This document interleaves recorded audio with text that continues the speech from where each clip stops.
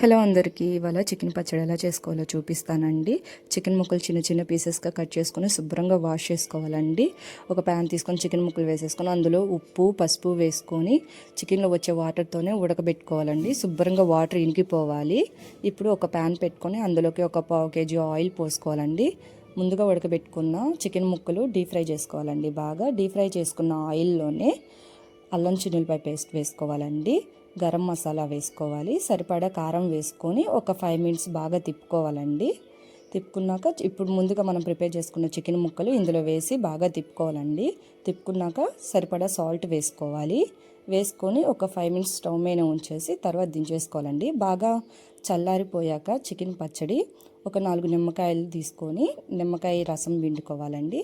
అప్పుడు టేస్ట్ అనేది చాలా అంటే చాలా బాగుంటుంది. చాలా సింపుల్ అండి చికెన్ పచ్చడి చేయటం. ఈ వీడియో కానీ మీకు నచ్చితే లైక్ చేయండి, షేర్ చేయండి, కామెంట్ చేయండి. Please subscribe.